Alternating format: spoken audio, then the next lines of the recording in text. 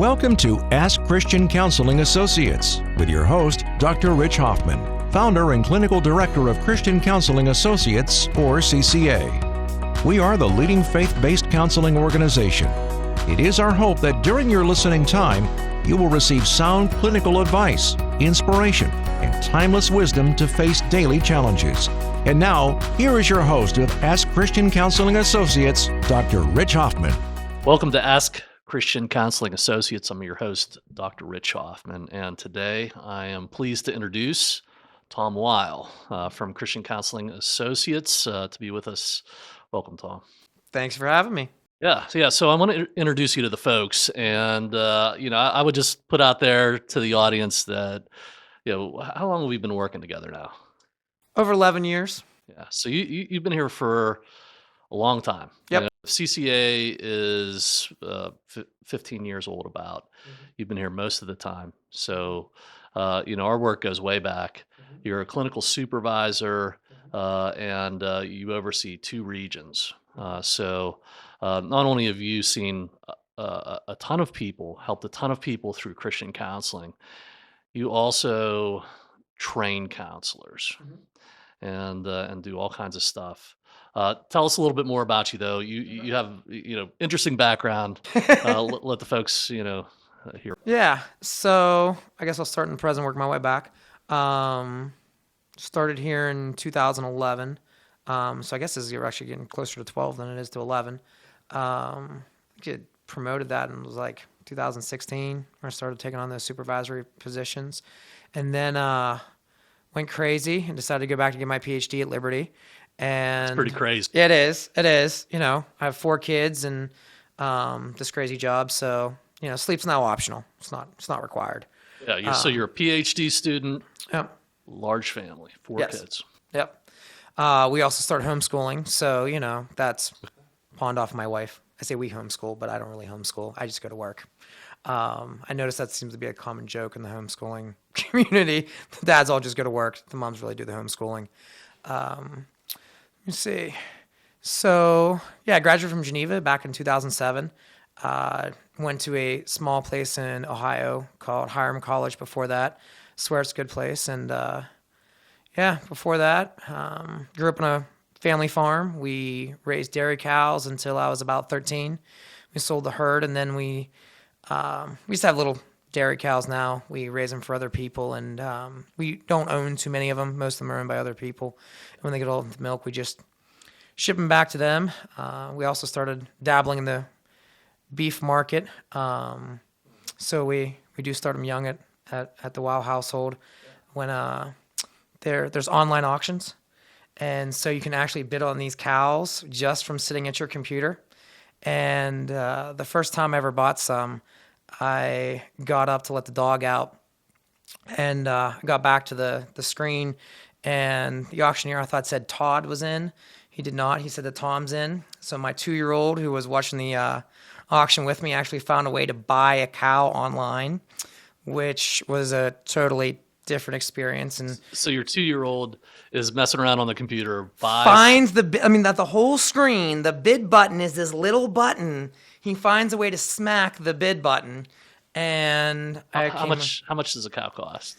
That particular one, the 2 that I bought, they were only 60 cents a pound. But this one he bought, he decided to go high end with $1.27.5. I still remember that number. It was like $600. Okay. From him smacking the screen. Yeah, because I don't know how much a cow weighs, but this is part of the interesting thing with Tom. You're a farmer and a counselor, so you're working on the farm. Like I saw on Facebook that you're selling a silo. I've been selling a silo for 10 years. I'm attempting to sell a silo. Okay. But yeah, it's we don't use it anymore. And if somebody wanted it for scrap and could tear it down, I would love to get that thing off the family farm. But and I don't usually see that kind of stuff even on Facebook. Like it's this huge silo thing, and But how many hours a week do you work on the farm? Would you estimate? Boy, that really depends on if I'm in class or not. But during the weekdays, my days are pretty full. But during the weekends, those are the times that I try to be more active. So Well, and it's increasing now because the kids are a little bit older. It was a little hard to say, "Hey, I'm gone to work all week," and then, "Oh yeah, here's the kids. I'm leaving." And now that they sit in tractors, and the oldest two are twins. When Claire and I got married, we got married in January, and the twins came that October because we like to say that we're efficient, and that was in the right order if you do the math. But they're getting old enough.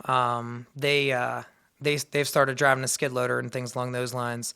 So they just turned 10 in October. So you have them working. Yeah, they actually they've started buying. When I told you that story about buying the cows, it was the 2 cows I bought on purpose were actually for the twins, and they've owned their own cows since they've been about 7. Jeremiah's up to 4. One just had a baby, so. Yeah. So I noticed you didn't answer the question about how much, but How much? Okay, yeah. So, gosh, Sunday I try to get away with something in the afternoon. So, on a good weekend, I can put 10 hours in. Okay. Yeah, maybe. So if you're working full time for us, and then you're working for the university as a doctoral student, and you're working for the farm, that's a lot of hours, folks. And Yes. it's one of the things I love about you. What we do. Some people think counseling is about like, hey, I'm going to talk to a couple people, and then sit on the beach. You do it right. It's hard work. Yeah. And that's what we need here is people who will go all the way, because that's what people expect of us. Yeah. That we really know what we're doing. We're really into it. We're really ready for people. That's who I find that you are. Yeah. Thank you. And yeah. So appreciate all that. Very interesting. And the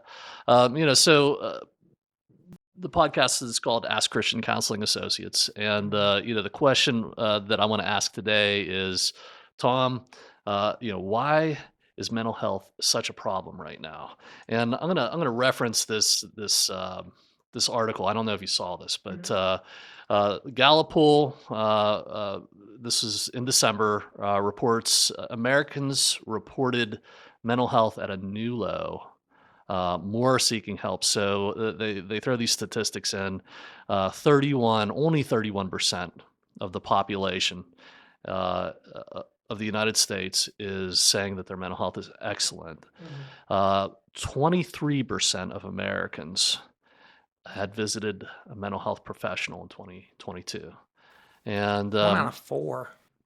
yeah, about 1 out of 4 people are seeing a counselor, and 28%, only 28% say their physical health is excellent. So they're drawing a connection there, but they're saying that is the lowest ever. So it's at a new low since they've been tracking this data. So we would consider that an accurate survey statistic. Gallup's really great, and they're saying, America's not feeling too good right now in their mind. Right. What do you think? What's that all about?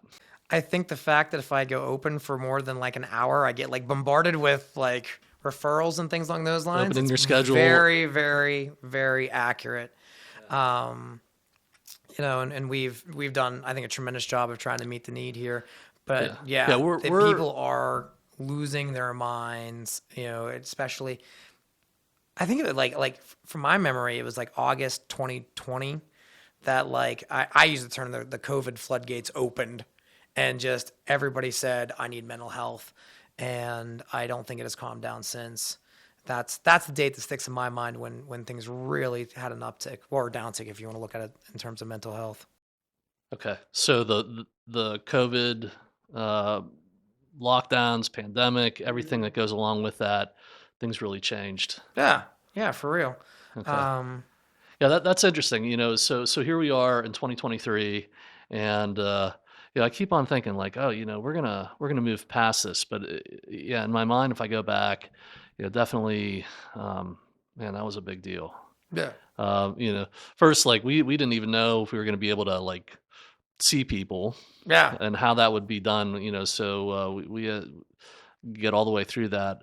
Probably the most vivid memory that I have is so as you know, I live in Greensburg, and I travel all over the place for CCA, and I travel through Pittsburgh all the time, and I have to prepare because in certain scenarios you'll have traffic on both sides of the city to get to the other side, and during the pandemic, I remember like right in the middle of rush hour, traveling down the highway, nobody there, nobody in the city, absolutely empty, and being like, man, what the heck happened?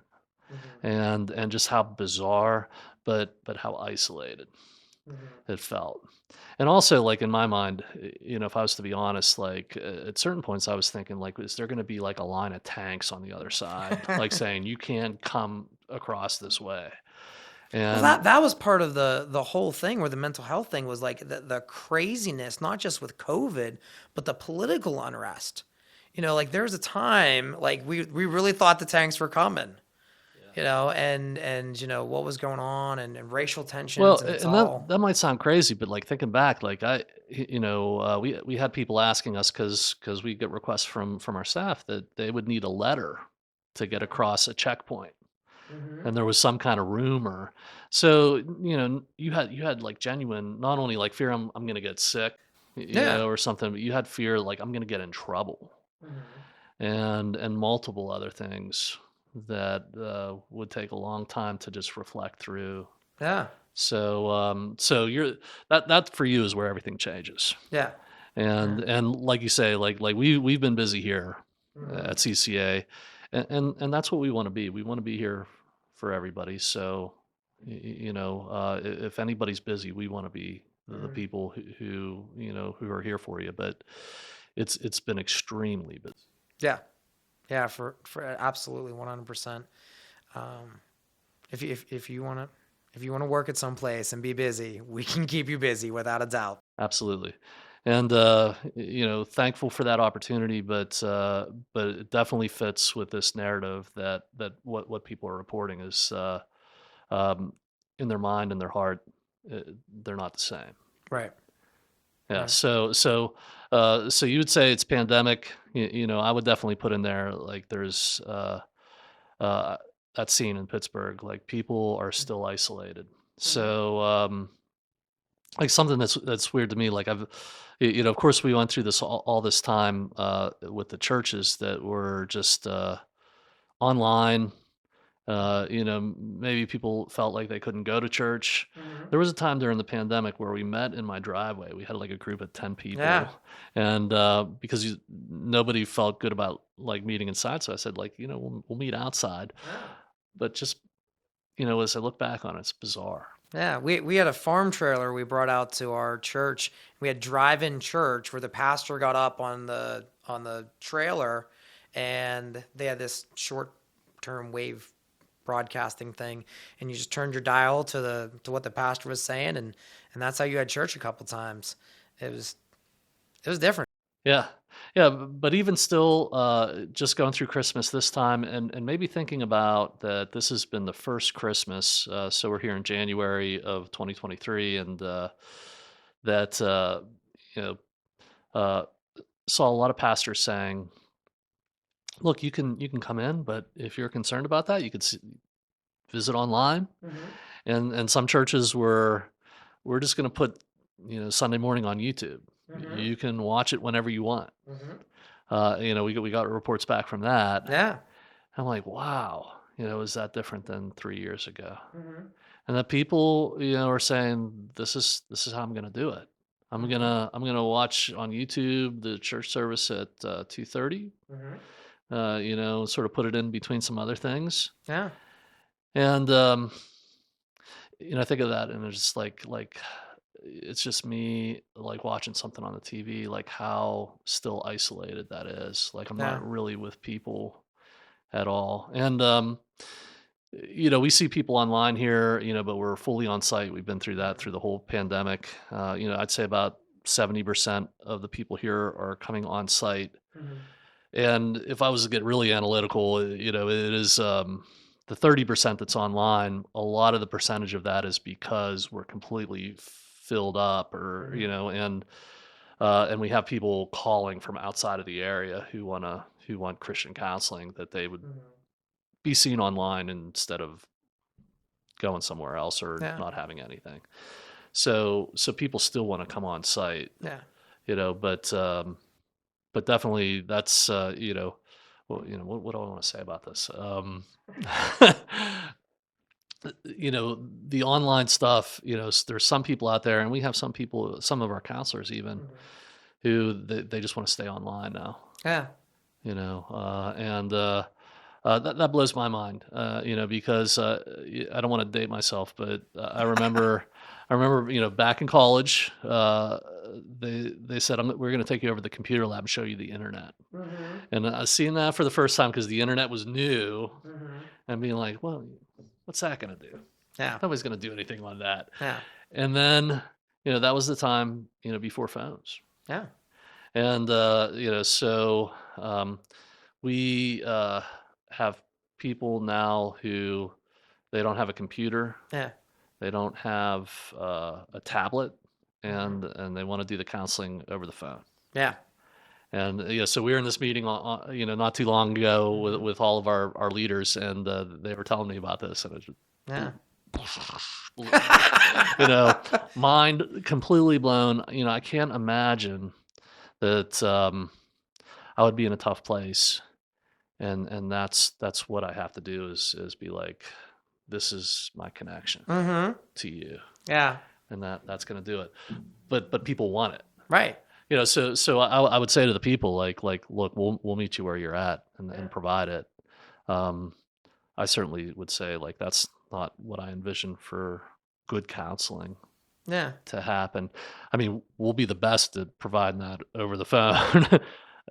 We'll be the best in every phase of it, but I can't believe it. That's where we're at. Yeah, it's definitely opened some doors, but it's also definitely opened some challenges as well too.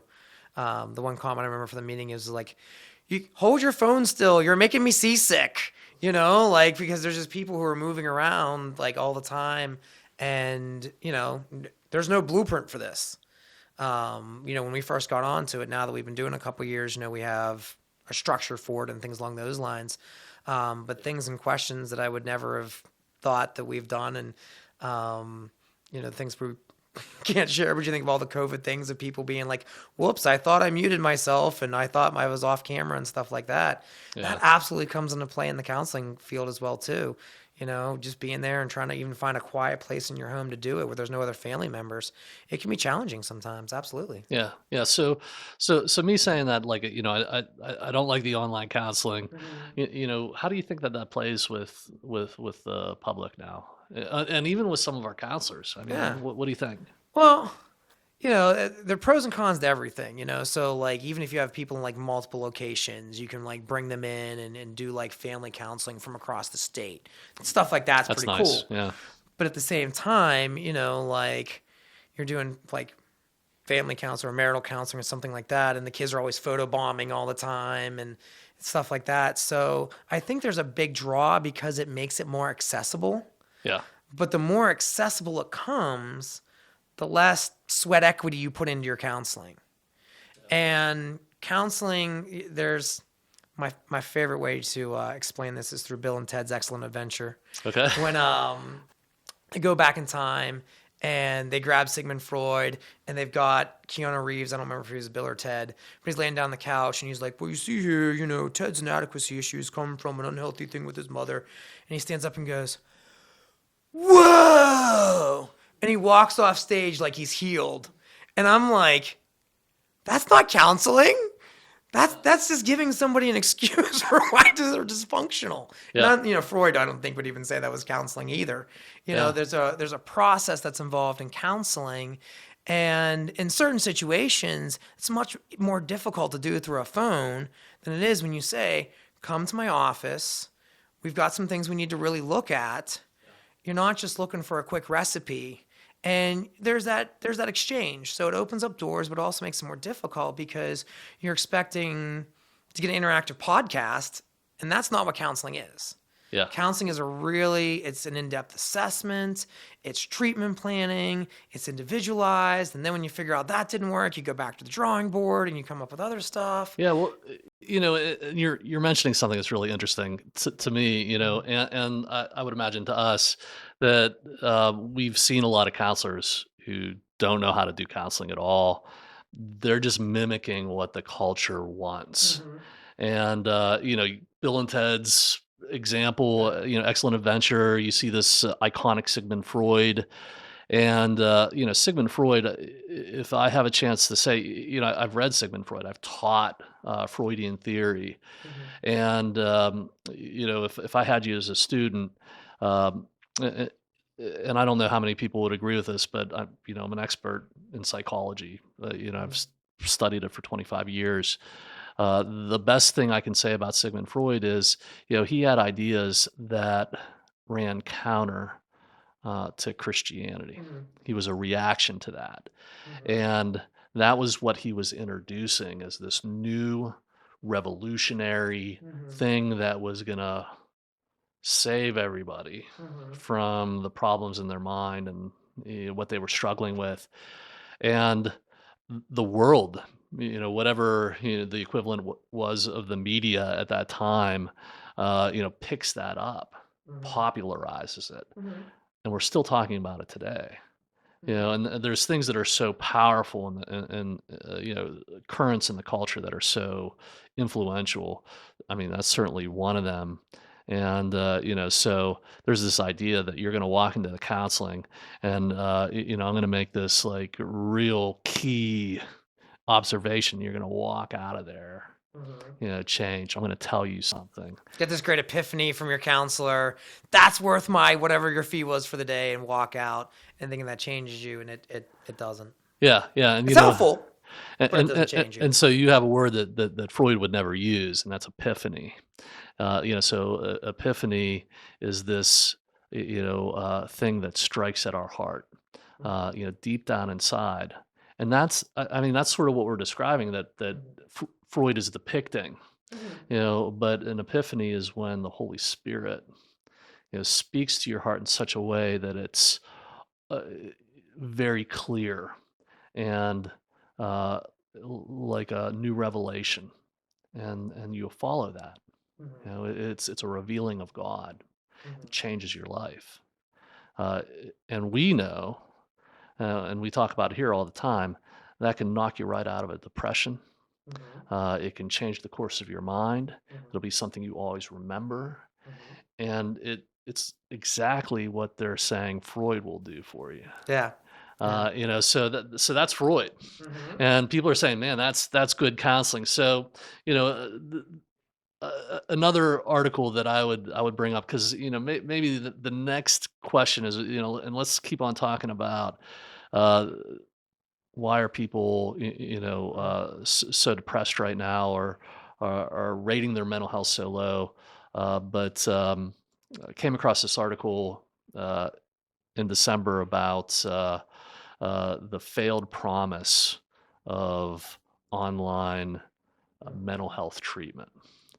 And so we talk a lot about places like Talkspace, BetterHelp, and they're saying in this article that they're online with these counselors, and they're complaining about it. The counselor is saying, like, first they're giving this advice, like somehow they have some kind of special knowledge that the client doesn't. You should do this, and this is going to make you feel better. That's not counseling. Even though we should give good advice, Yeah. Yeah. but then they're talking about crazy stuff, like my counselor online was in their car in the passenger seat wanting to give me counseling. So the client's saying there's somebody driving the car, Yeah. and so there's no privacy. Yeah. Or there's other reported incidents of I'm online with my counselor, and somebody's walking behind the counselor because they're like doing it from their house, Yeah. and they're not in an office. Yeah. Uh, Yeah. what do you think about that? So, when you come for counseling, I have to do half agriculture education so you can get my metaphor. So I'll give you Sure, one of sure. those. This is like buying a used piece of farm machinery at an auction. Sometimes you get a really good one, and sometimes you come back and you're like, how did I not see this? I missed that on the bio or whatever there is.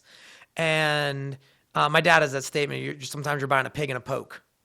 You got a pig in a bag, and you're go. You don't. It could be a good pig. It could be a bad pig. It could die in 2 days. You don't know. And so when you don't look at somebody who does in-depth hiring practices like we do here, and they're just, oh, you got a license, like, oh, sign up, sign up, sign up, sign up, sign up. You might get somebody great, and you might get a horror story like that article talked about. You have no idea what you're getting. Yeah. And even there, I think it was that article that talked about the oversight. And there's these huge number of counselors and like almost no one overseeing. Yeah, they said the leading competitor here is 25,000 counselors, 5 administrative people. So this theme, and it can be seen two ways. What is a good counselor? What is good counseling?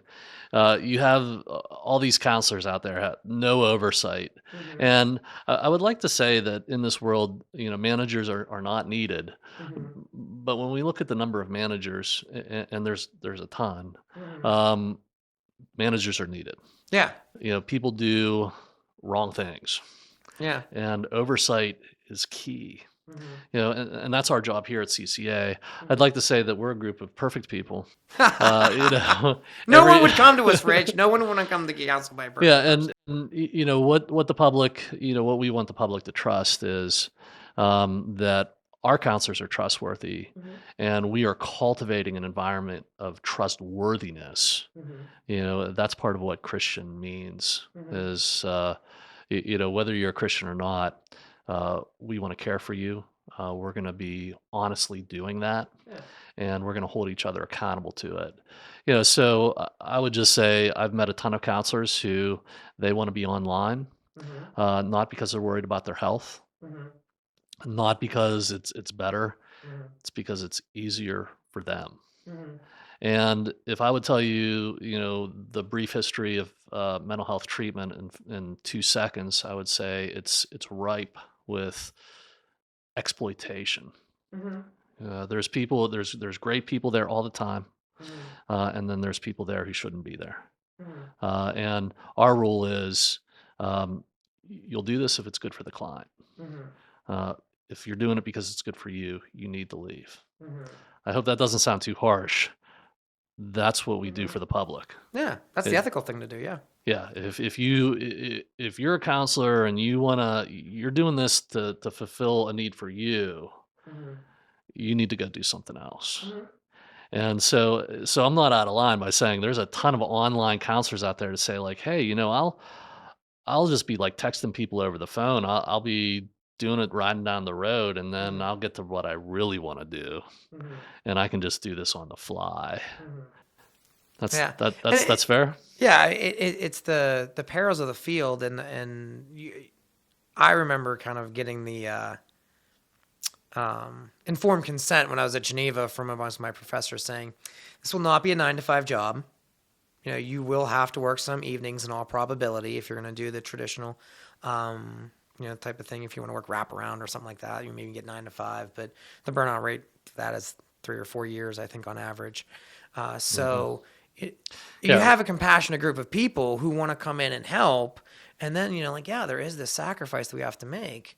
And then we have to kind of tie back into that when it gets difficult, because working a schedule where we have to work evenings, and if I get to show up in my kid's baseball game, it is in a shirt and a tie, or whatever sport that they're playing at that point in time. But it's worth it, because I think we get to impact society. We get to impact people's lives in such a way that it makes that profound difference. We get to walk through them in that journey, and that's what makes it worth it. Yeah. And wherever you have to meet them at. So you're talking about a key thing of what makes a good counselor. Both me and you know this, is you have to genuinely be there for that person in their time of need. And if that person is working, it's after 5 o'clock that you have to be there. Mhm. So you're talking about working nights, Mhm. and plenty of counselors here in the field, if they can't quit by 5 o'clock, they're not Mhm. going to do it. So we work nights Yeah. so that we can be there for the people. And we've arranged our lives that way. After 25 years, I don't care. Yeah. In the beginning, it was like, man, you know, Mhm. um, and yeah, some of these counselors out there, the whole thing is shutting down by 5 o'clock. Mhm. Yeah, Yeah, that doesn't even fit in my head. yeah, Yeah. because working people Need counseling. need somewhere to go, Yeah. and that's what we're going to do Yeah. if we're a good counselor. Yeah. Awesome.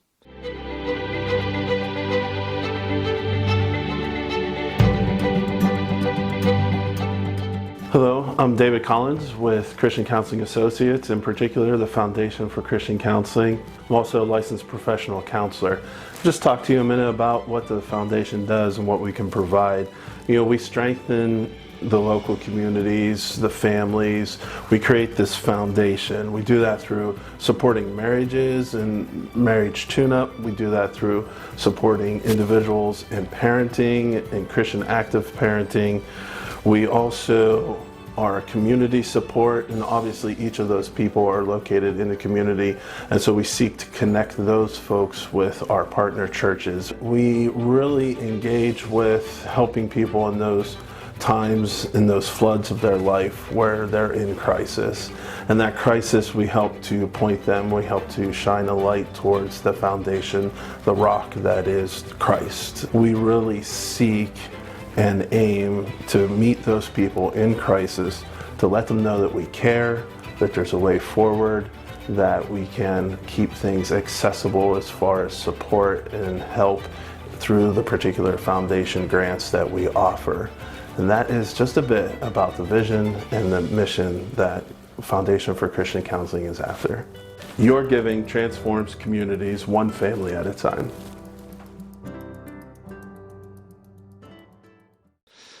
Yeah. So everybody's not doing the online thing for the best reasons.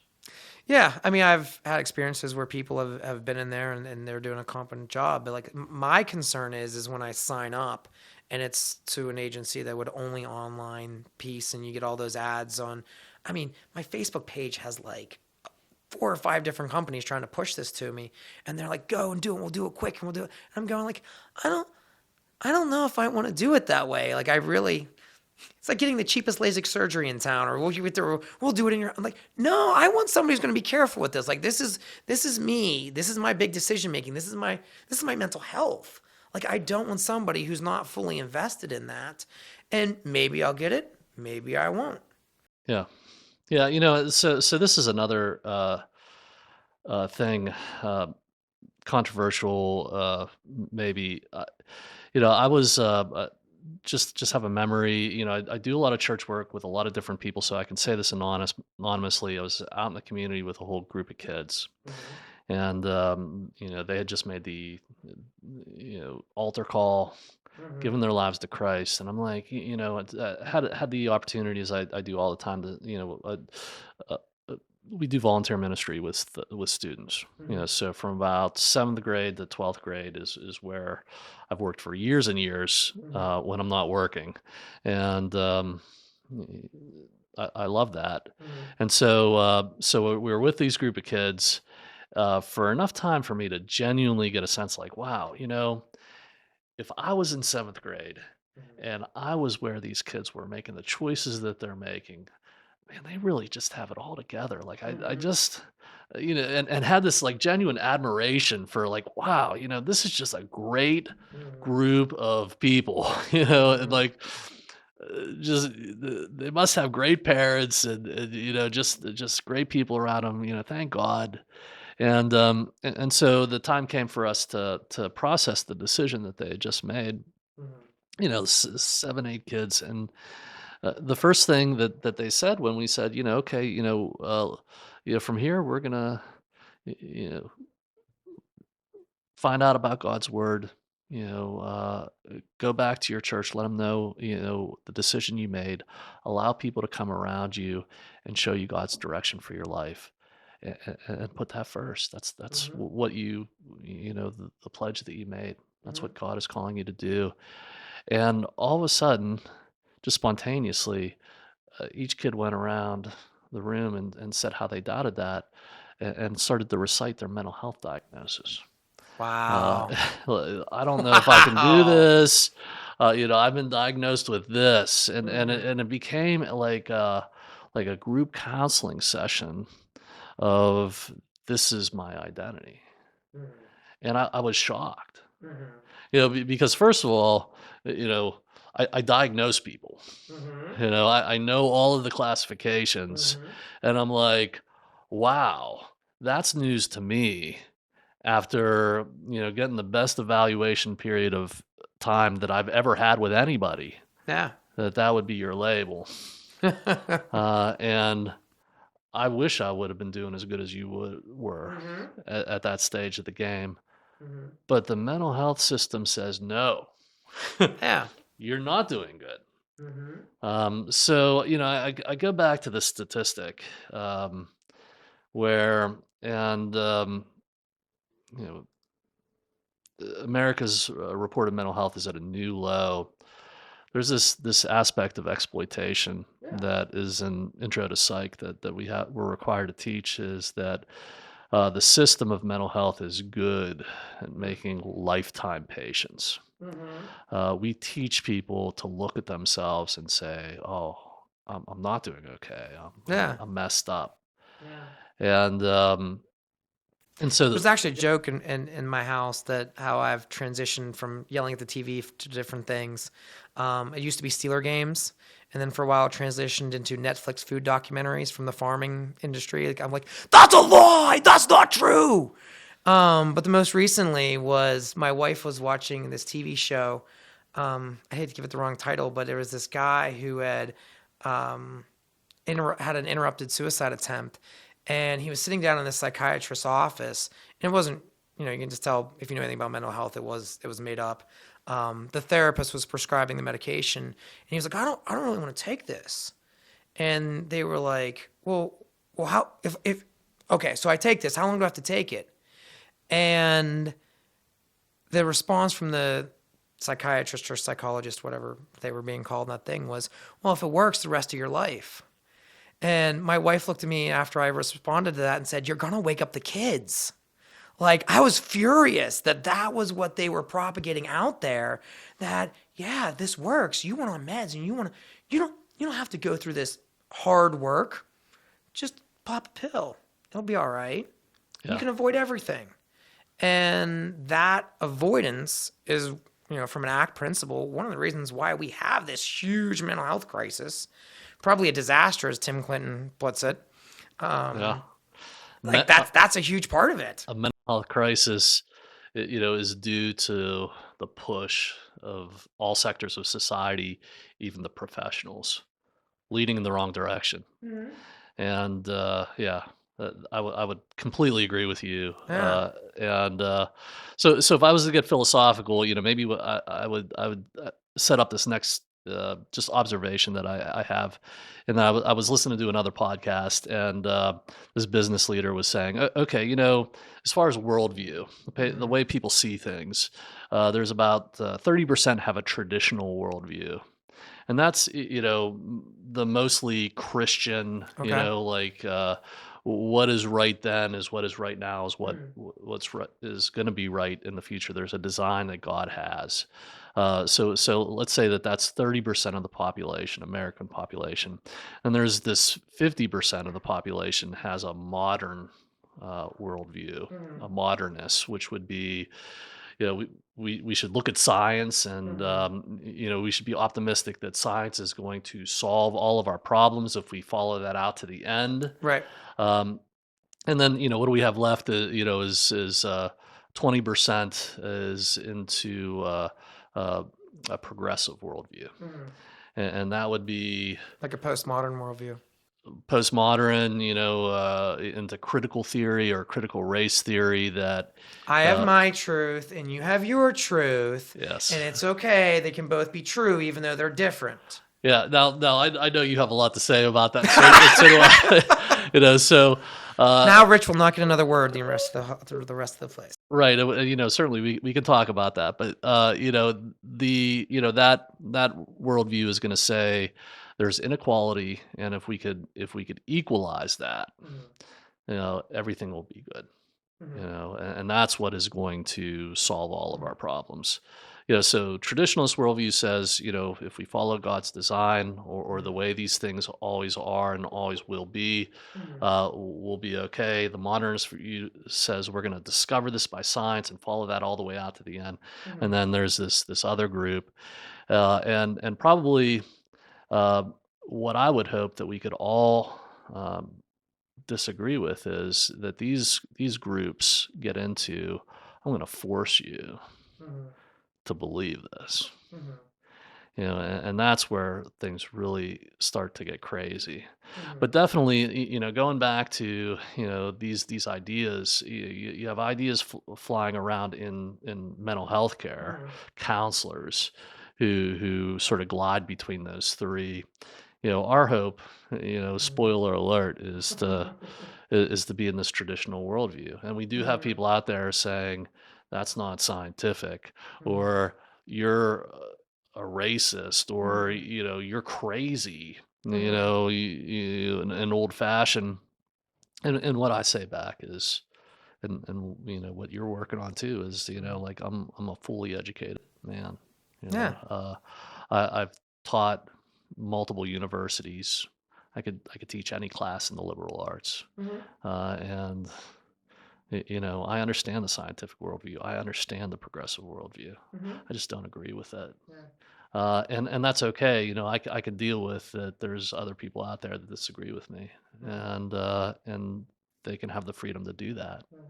And I think that so anyway, so getting back, but I think it really comes down, like you talked about, the worldview. I don't think we have problems, and from a how do we view dysfunction standpoint, I don't think we have problems in this world because we divided people up into social groups. I think we have problems in this world because men love darkness more than the light. Yeah. That is a fundamental. You're going left, I'm going right, and it's not going to look the same. Yeah, well, us traditionalists, we like country music. You're making assumptions. They answer all the questions that we have, but so I would bring up this country song and Johnny Cash. I hope, I thought it was. I did do a 40-minute presentation on spiritual development of Johnny Cash. Okay. I don't know. I don't know if Johnny Cash wrote "Satisfied Mind." I don't know if any of our producers can tell us that, or if it was. I thought it might have been Buddy Holly, who did. But anyway, here are the lyrics to "Satisfied Mind." How many times have you heard someone say, "If I had his money, I could do things my way"?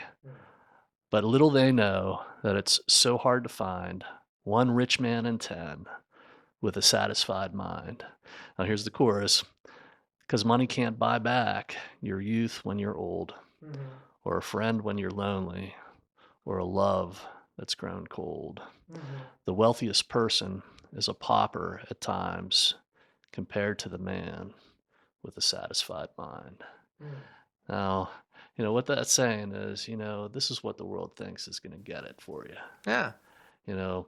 But if I really look at people, wealthy people, or what the world assumes, it's just wrong. Yeah.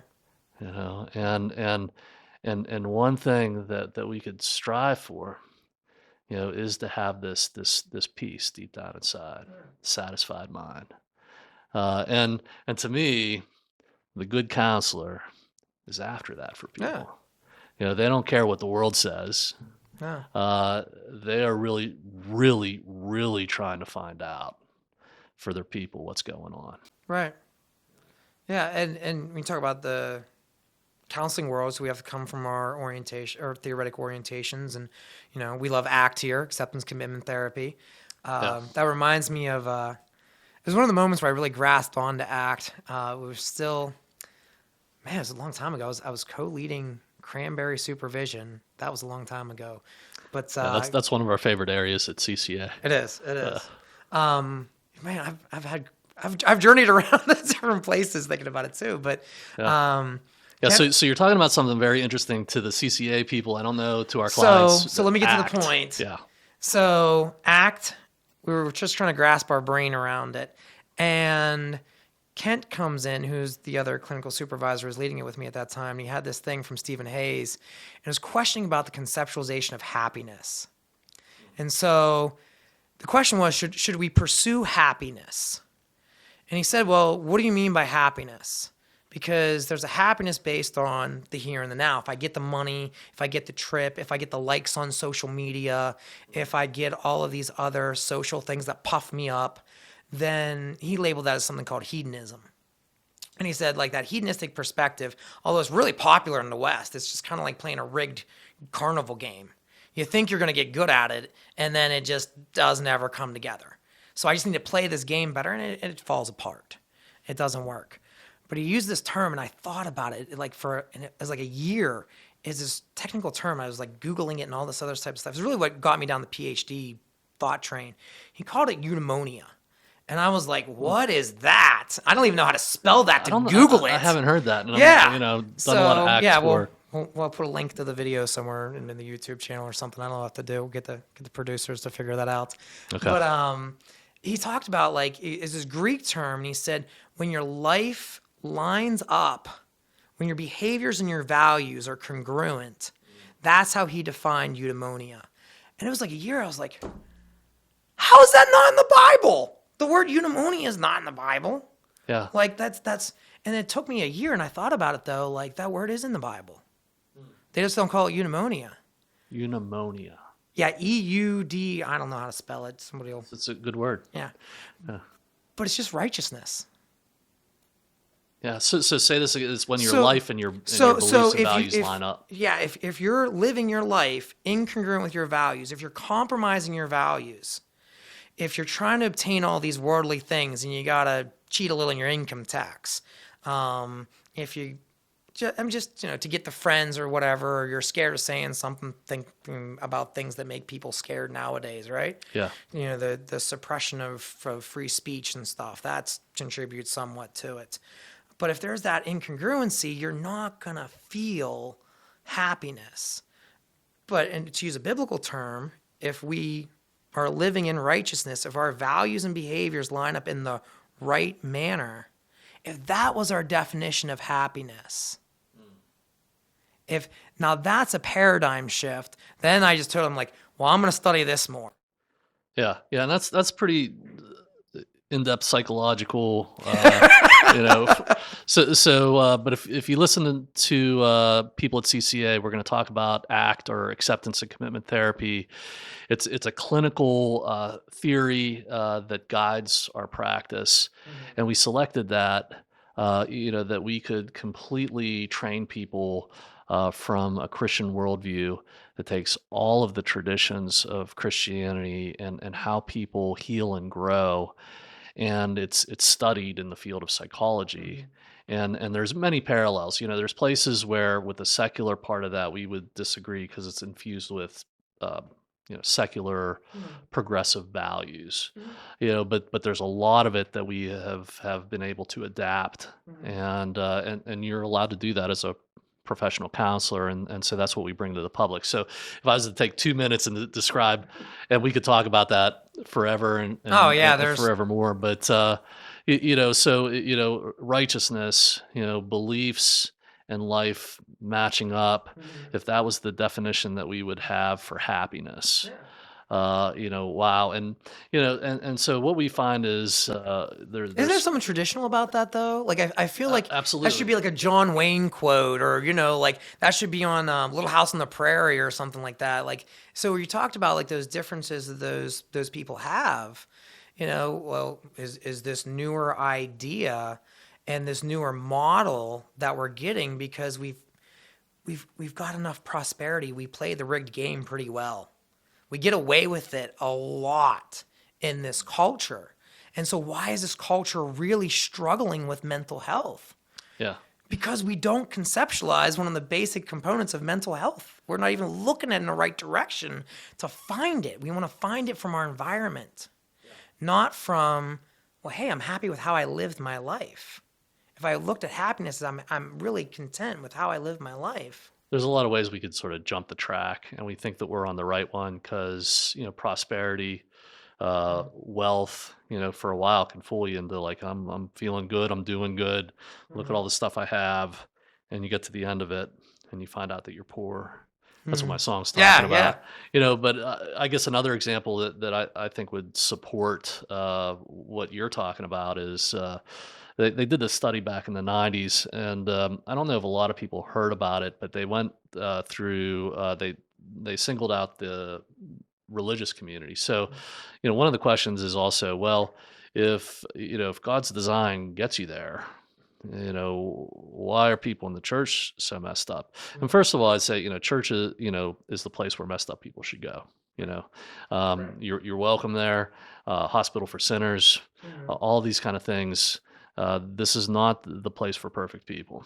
It's the place where you let God clean up your life, and it's the crucible where that truly happens. But they did this study, and again, great survey research. I'd put it up there with Gallup. They wrote books about it, where they said, okay, what does this generation, this emerging generation of students, and that's one of my high interest areas, what do they really believe? People who are proclaiming Christianity. And what the study revealed was this set of beliefs, which they termed moralistic therapeutic deism. And so Man, I thought I used big words. I don't know what that that's means. my big word for the day. So what is moralistic therapeutic deism? What did the study show is that here are the set of beliefs. God does exist, but he is really not concerned with our day-to-day interactions, or what we do. He just wants us to be nice and fair and good. The central goal to life should be to be happy and to feel good about yourself.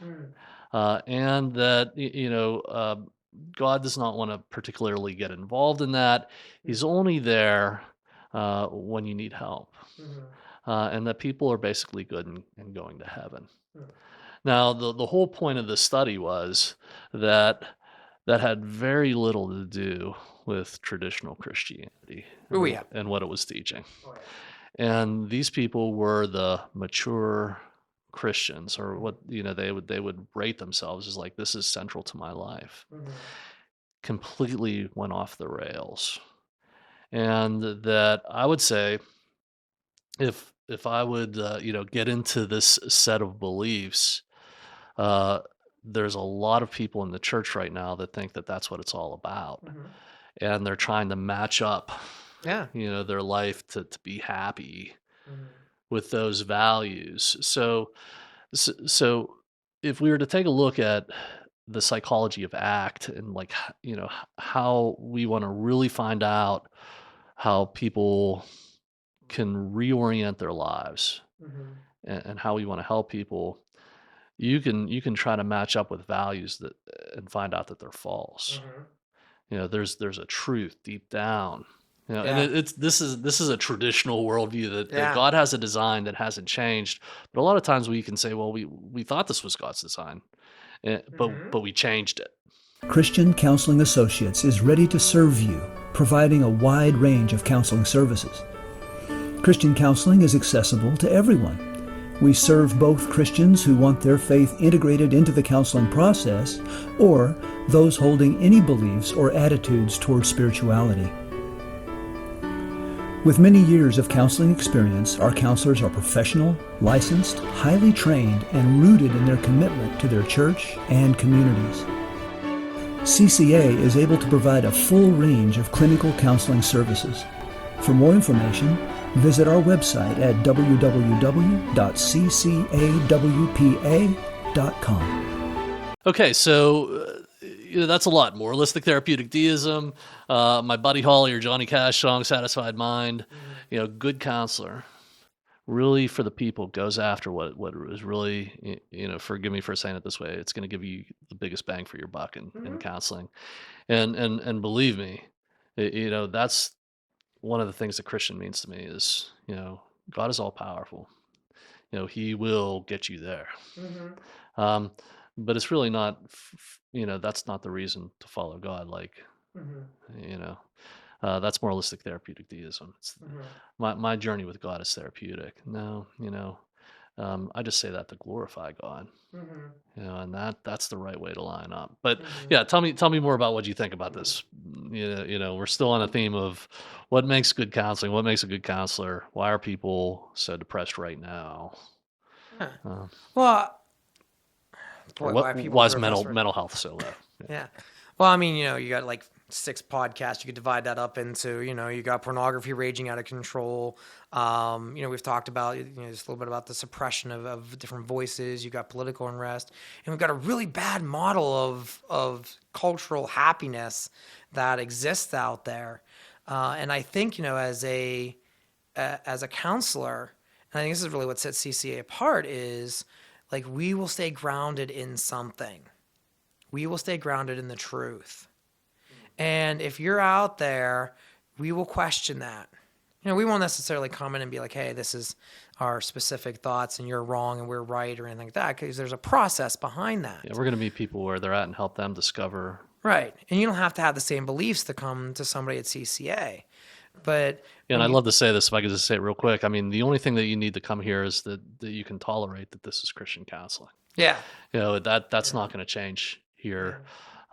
People come all the time who I have are 2 stained glass windows in my office at where I do most of the counseling at in Zillionople, and I get lots of people who sit down and look at me and go,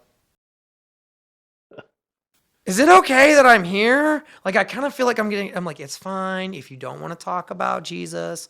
You don't want to, you haven't been to church since 1982. That's fine. You can still come here. Yeah. It's what you want. But to realize, this is our worldview that we're coming from.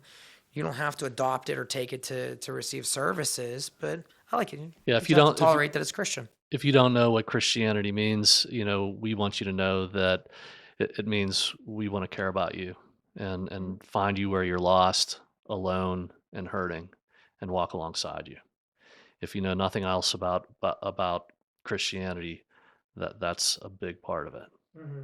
So yeah, as long as you know that's our identity, anybody can come. Yeah, and there's a whole process that goes along with spiritual development, of mental health development, of any type of thing, and wherever you're at, we meet people all across, and maybe your path might go a little bit different, and we'll just sit down and have a discussion about that. Sure. But I think you go back to the question of, like, what is it that makes a counselor a good counselor? It's willing to commit to that process with you. And it's the ability to say, okay, we went over something and, it happens all the time. Like, we said something and they go out and they're like, the client might do the exact opposite. And they're like, I did what you told me to do. And we're like, I'm not sure, I don't remember that. Let's talk about that. What did I say that led you in that direction? Because that wasn't how my expectations were met in that case. And that's fine. It happens. It's growth. And I think the Christian part of that is you always come back and there's a sense of compassion in these sessions. And that should really, really set CCA apart, is that there is perpetual grace when they come to the sessions. If you messed up, or even if you know you messed up, like, I know, we talked about it, the plan was to go left, I went right.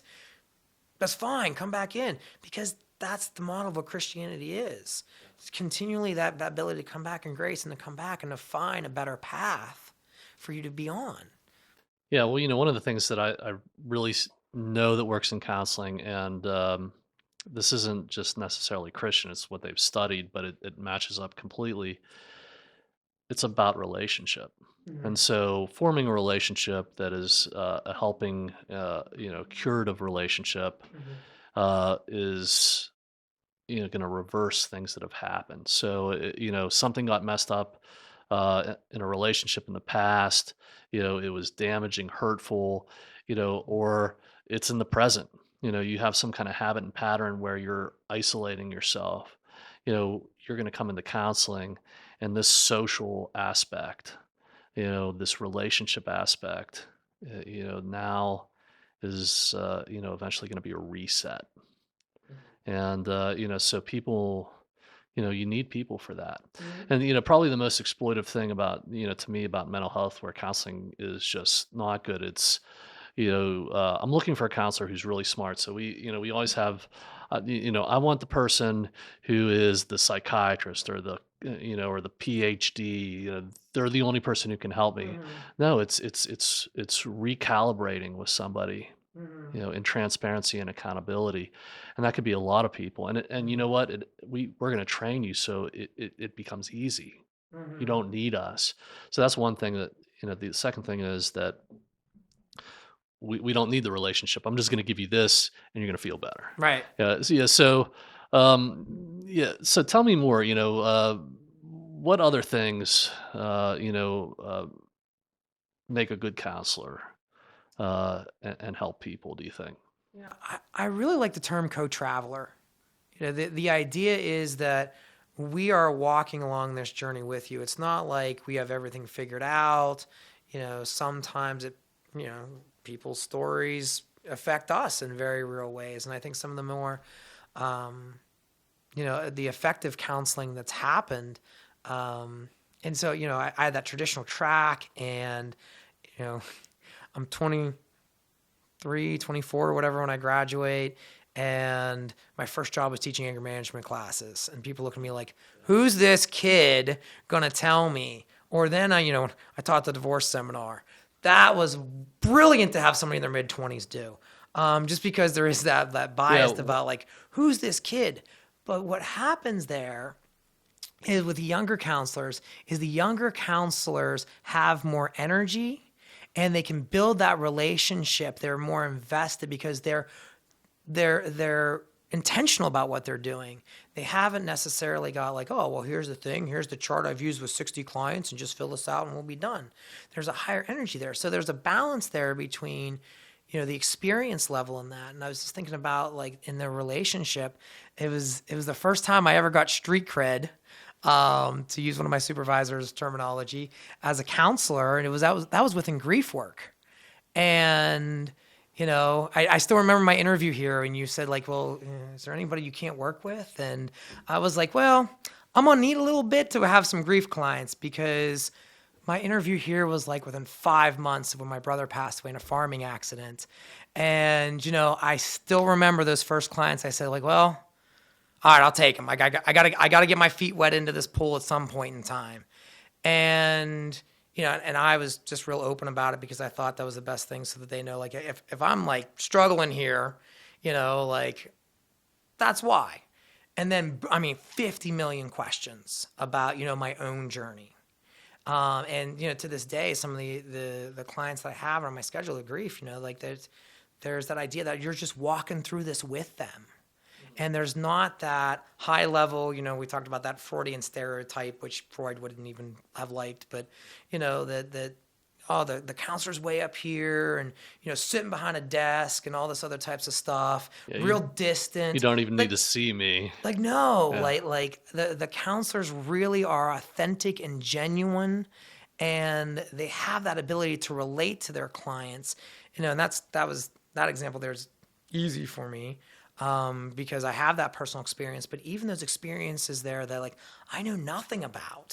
Yeah, so you're talking about something that I think it would really blow the public's mind, is that you can be 23 years old and, and a great counselor. Yeah. And you were.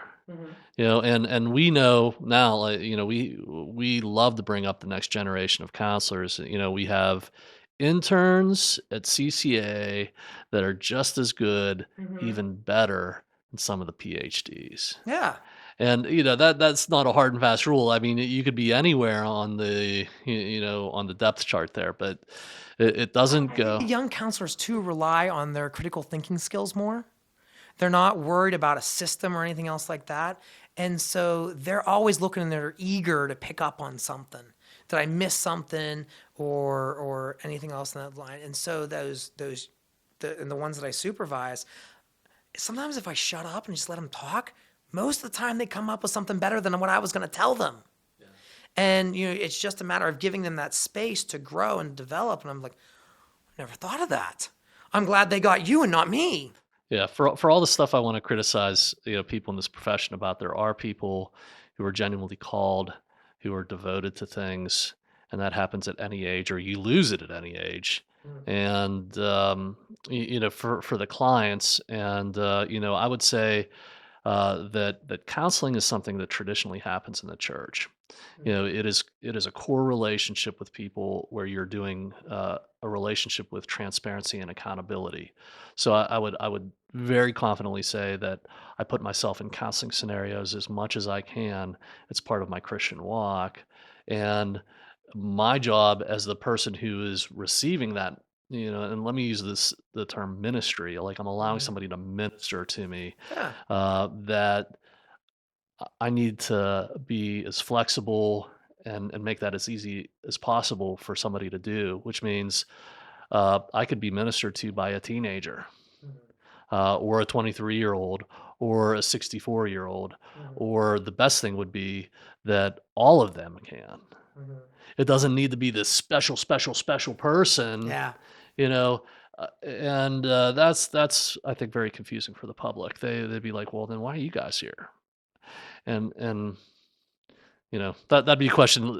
If what I'm saying is true, what do you think about that first? Well, I mean, the idea of the relationship between the therapist and the client being the bedrock of everything that works, we have tons of statistics that says that's the truth. It is absolutely the ability to build that relationship, which, goes back to that idea of the online stuff. Can we build a relationship online as well as we can in person? Yeah. That's tough to do. Yeah, would That's this really tough to would do. this have been the same if I had you online as having No. you sit right across from me? Because I could experience more, and there's this connection that is so much easier. And I often say that, I learn more about the people I work with riding down the road in the car with them for an hour than I do in all the meetings that we have. Yeah. And that's what makes my life, in full color instead of feeling like it's like one dimensional. And I appreciate those times. Yeah. So, what do I want to say about that? The this idea that the reason we're here is that we just have like this. We're like the first place that you can come if you're really having a hard time with that. But our job is to make that easy for you again, and then eventually you don't need us. So here's another thing. If I was going to put the exclamation point on like what makes a good counselor, is they work themselves out of a job. Yeah. Like how many people that I see, like, I love my counselor, and then there's a whole bunch of people around them who say, you haven't changed one bit in your life.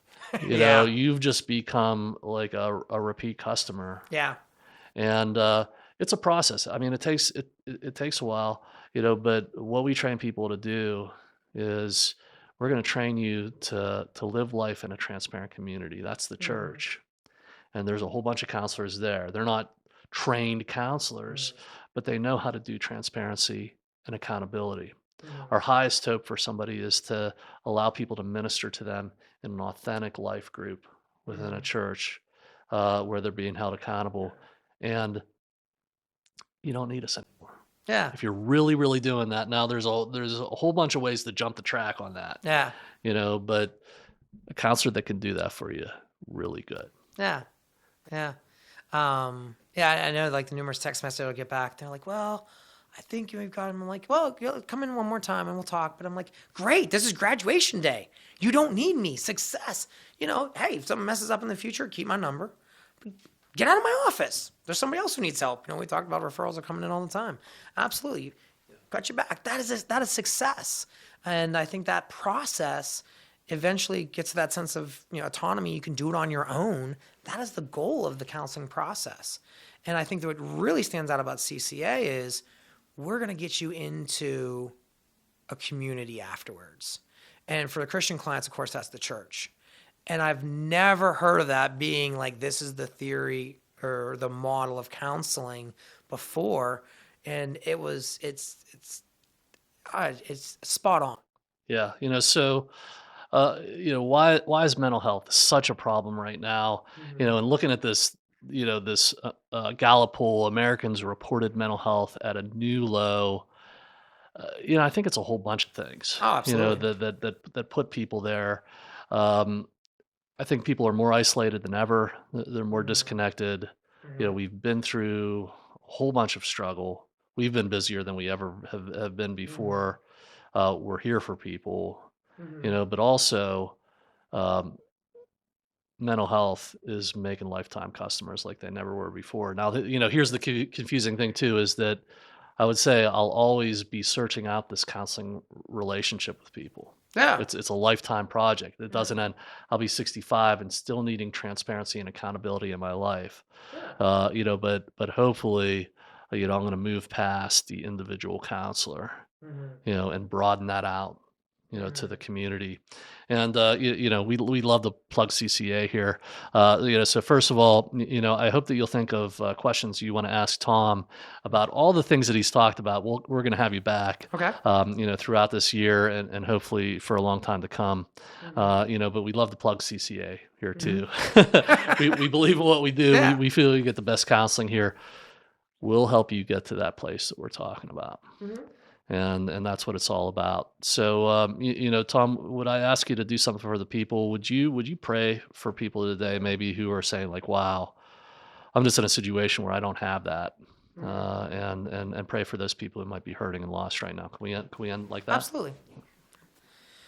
Dear Heavenly Father, I just thank you first for being a good God, and for giving us the example through Jesus, who was the perfect embodiment of both grace and truth, Lord, and that we see the hurting world around us needs examples that are based on your truth. I just ask, Lord, that everyone out there who is hurting would be able to come and to know that peace that only comes through you, and that it does not need to come through CCA, that you are more creative than we can have, and that you have plans for the people's lives, Lord, and that we pray that people would see that peace, that grace, anything that passes all of our understanding as humans, Lord. In Jesus' name, amen. Amen. Amen. Tom Weil, thanks for being with us today. Good to be here. Folks, thanks for being with us. We'll see you next time. Thank you for listening to this episode of Ask Christian Counseling Associates. We hope that you have been blessed by today's presentation. Please visit the Christian Counseling Associates website, where you can comment on today's podcast, sign up for the weekly article, connect with our social media, or even schedule an appointment at one of our nearby locations. We also provide online counseling for those not in our immediate area. Thanks again for listening. May God bless you and keep you well along life's journey.